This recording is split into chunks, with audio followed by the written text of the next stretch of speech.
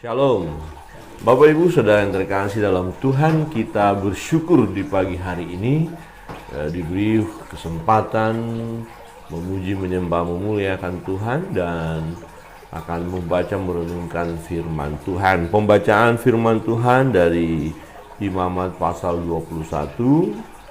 Bagaimana imam harus hidup kudus di hadapan Tuhan.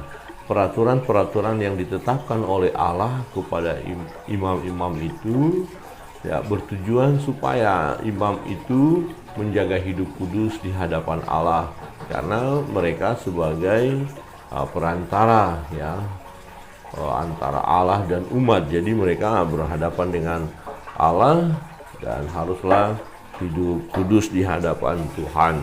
Mari kita membaca Imamat pasal 21. Ayat 1 saya membaca, ayat 2 Bapak Ibu Saudara terkasih dalam Tuhan membacanya.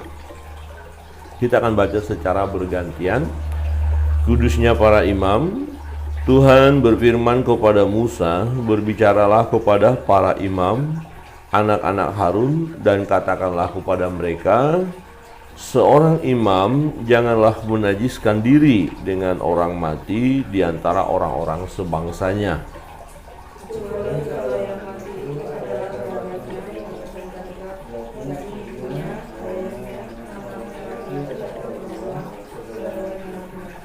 Saudaranya perempuan yang masih perawan dan dekat kepadanya karena belum mempunyai suami. Dengan mereka itu bolehlah ia menajiskan diri.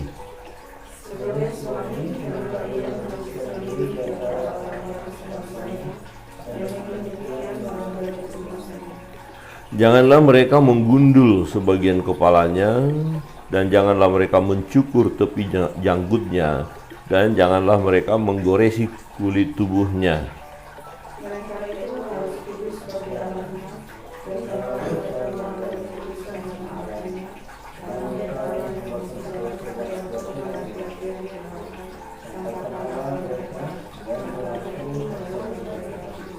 Janganlah mereka mengambil seorang perempuan sundal atau perempuan yang sudah dirusak kesuciannya, atau seorang perempuan yang telah diceraikan oleh suaminya, karena imam itu kudus bagi Allahnya.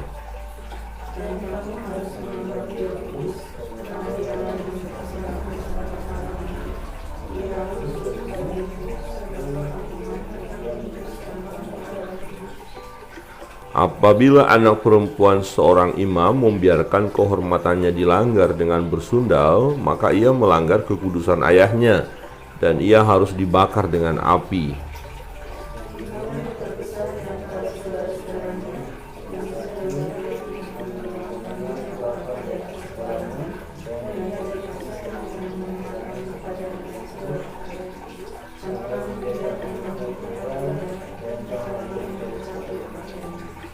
Janganlah ia dekat kepada semua mayat, bahkan janganlah ia menajiskan diri dengan mayat ayahnya atau ibunya.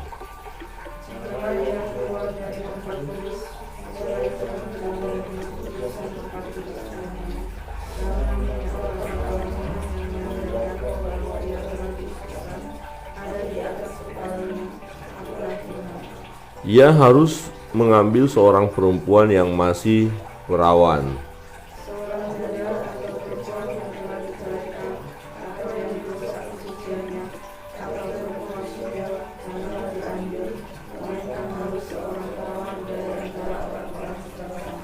Supaya jangan ia melanggar kekudusan keturunannya di antara orang-orang sebangsanya, sebab akulah Tuhan yang menguduskan dia. Katakanlah kepada Harun begini, setiap orang dari antara keturunanmu turun-temurun yang bercacat badannya, janganlah datang mendekat untuk mempersembahkan santapan Allahnya.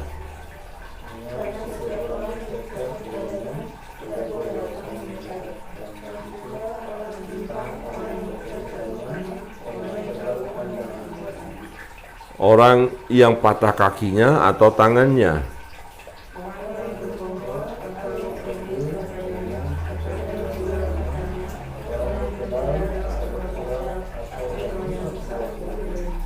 Setiap orang dari keturunan Imam Harun yang bercacat badannya janganlah datang untuk mempersembahkan segala korban api-apian Tuhan, karena badannya bercacat. Janganlah ia datang dekat untuk mempersembahkan santapan Allahnya.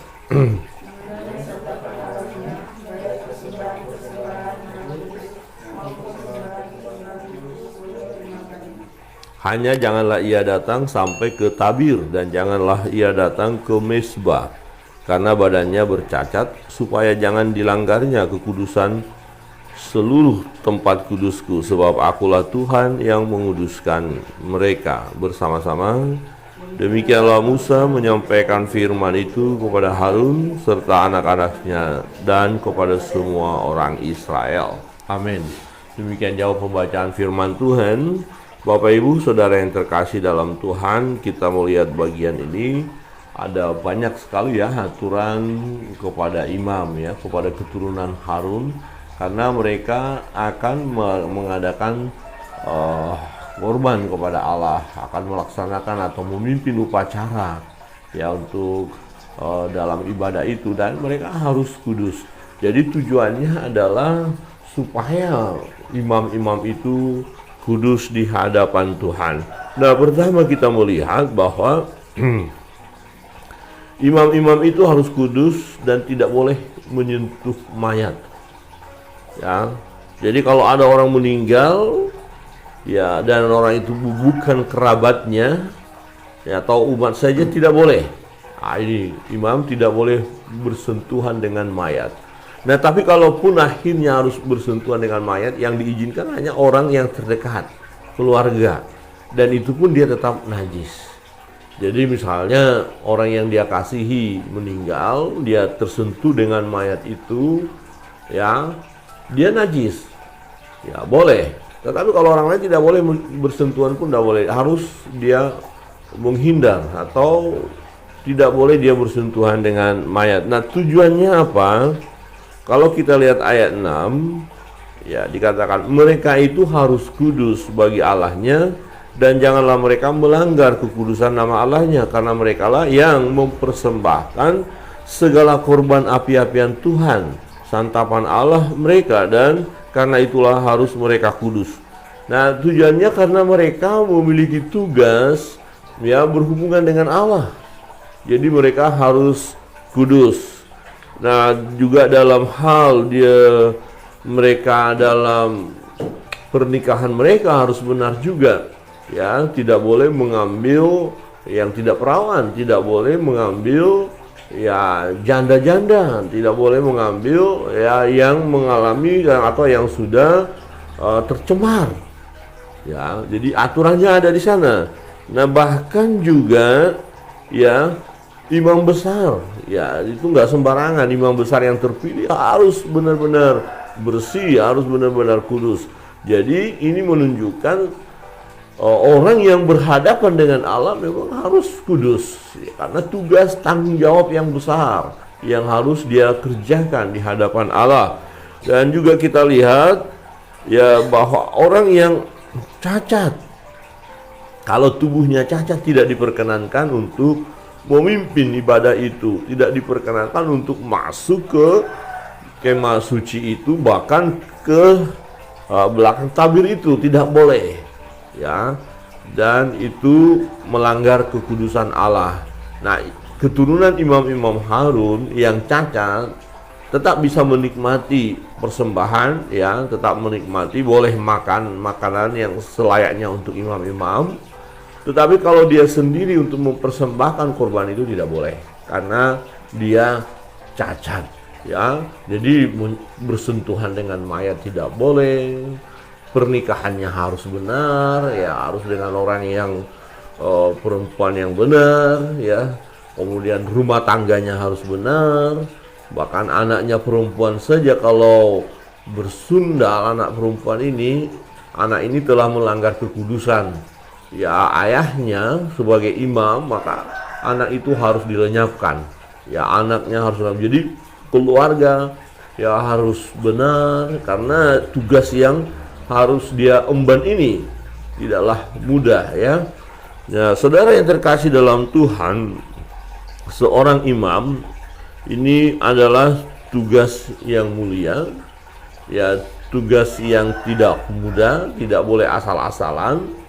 Ya, ini satu pekerjaan yang benar harus menjaga kekudusan. Nah, Tuhan buat peraturan itu semua supaya mereka taat, lakukan, dan akhirnya mereka layak, imam-imam layak memimpin ibadah itu, memimpin upacara itu, atau layak mempersembahkan korban api-apian kepada Tuhan atau korban bakaran kepada Tuhan, layak menjadi perantara. Jadi Bapak Ibu, kalau ya imam itu cacat, imam itu berdosa, imam itu tidak kudus, bagaimana mungkin dia bisa membawa umat yang bercacat atau yang berdosa ini kepada Allah?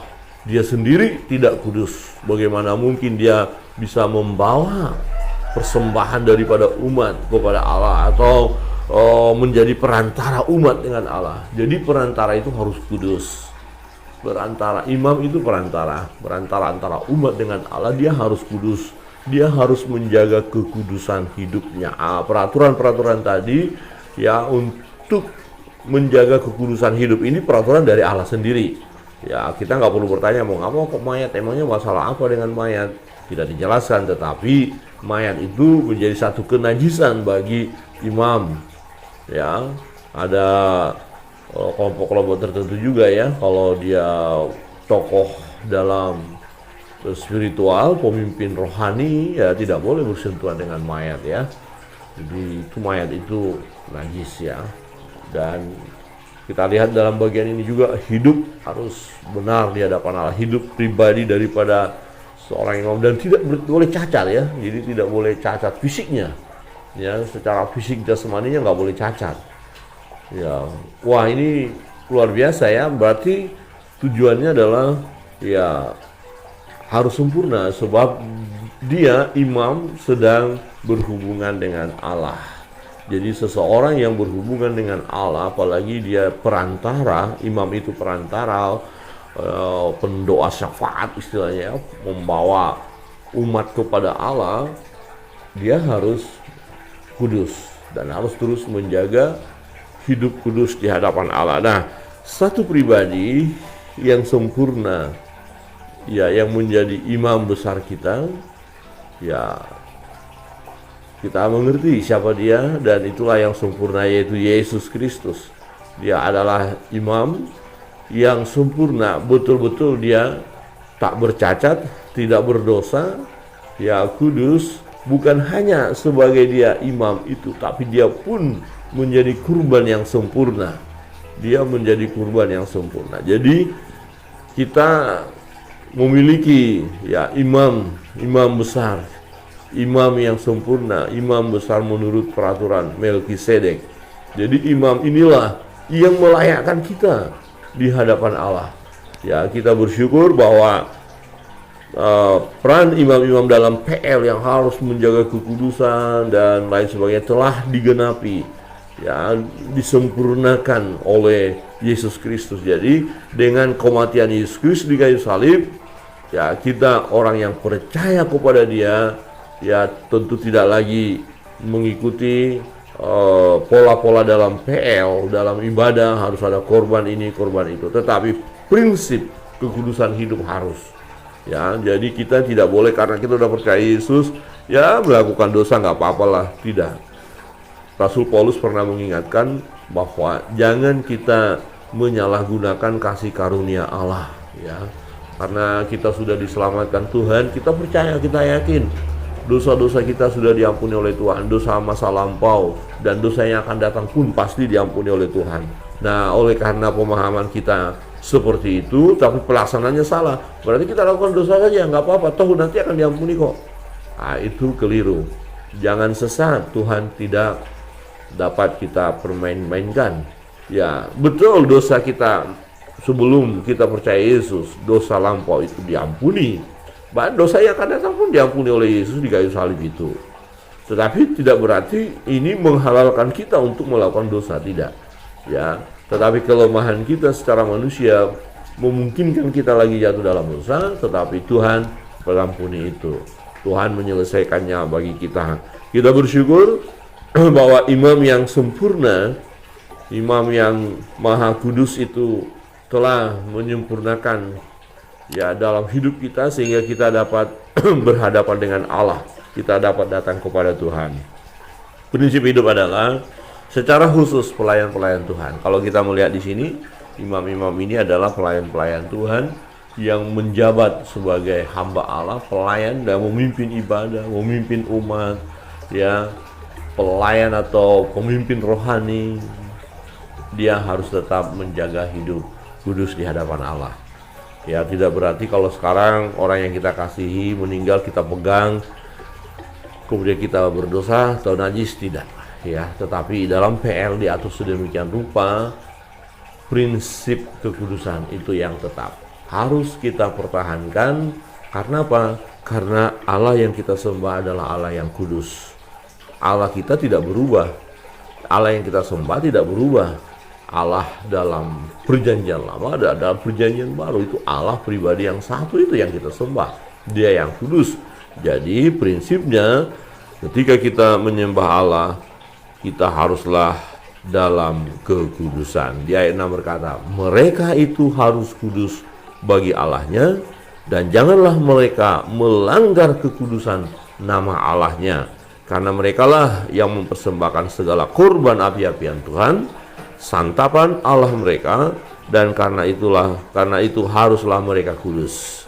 Nah, praktek kekudusan masa kini ya tidaklah seperti yang dalam PL, tidak boleh ini dan itu, tetapi sesuatu yang membuat kita najis, sesuatu yang membuat kita berdosa, kita harus singkirkan sebagai hamba-hamba Allah, sebagai pelayan-pelayan Tuhan. Amin.